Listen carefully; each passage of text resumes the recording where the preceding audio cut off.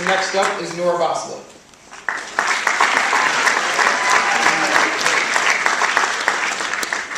Hi, my name is Nora Bosley, and I wrote this shareable graph for Miss Nickow's class last year. It's called Celery Stalking.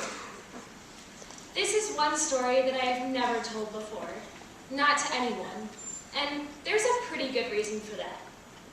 When I was in 7th grade, I had thought I met the love of my life. He had every characteristic that I was looking for in a boyfriend, and we had so much in common. Or maybe we had so many differences in common. Same thing, right? He was a comic with a witty sense of humor that could make even the uptightest of teachers crack a smile.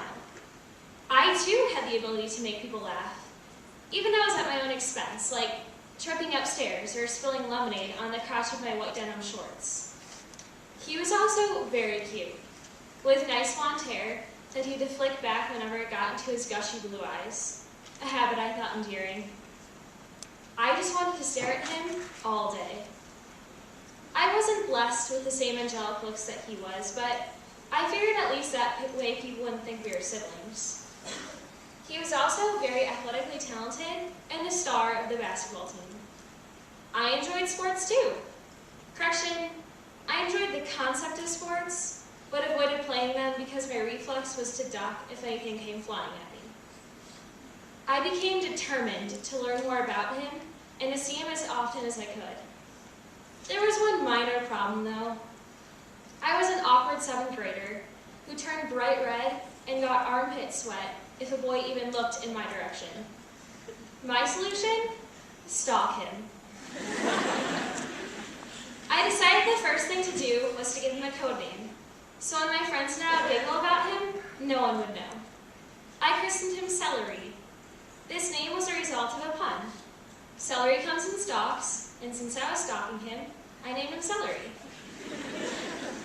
I would try to follow him as closely as I could in the hallway after class. My strategy was to walk behind him with about 2 or 3 people between us. These prowls in the halls allowed me to commit his schedule to memory. First period English with me, next he would go to his locker to pick up his Spanish and math books for his next 2 classes. When he would make these locker stops, I would conveniently have a loose shoelace that needed tying. I had been stalking Celery for about 2 weeks before I chose to follow him home.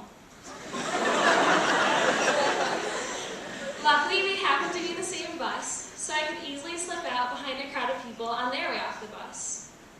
The first day I trailed him, it was a cloudy day with a promise of thunderstorms.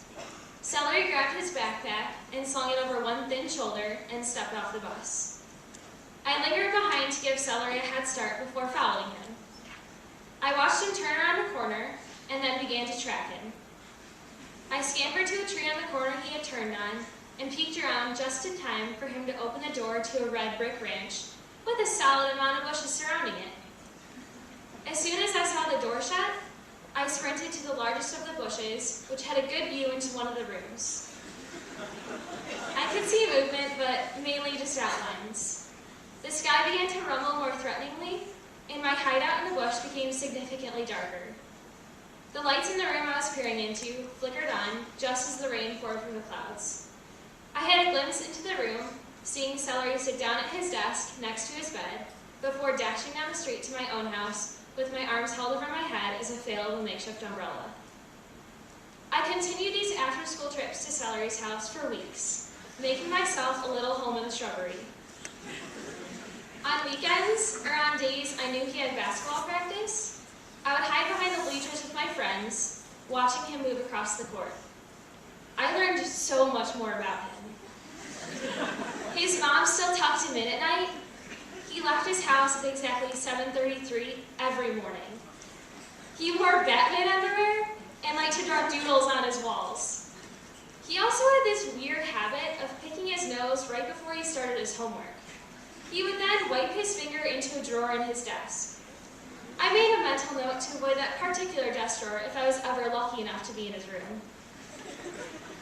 I also continued my hunt in school. In English class, I would gaze at him as long as I could. My participation grade slipped a little, but I thought it was worth it. One day in English class, Celery dropped his pencil and forgot about it, leaving it behind as he exited the classroom. I picked it up, and I didn't put it down for the rest of the day. After 5 weeks of my continual stalking, I was on my way to my hideout. I knew he had a dentist appointment that afternoon, but I went to the worn-down patch in the bushes anyways. I noticed a slip of white paper held down by a rock sitting in the imprint of my butt in the dirt. I warily slipped the paper from underneath the rock and held it up to my eyes. It read, "Dear Nora, I know you're stalking me, and it's creeping me out.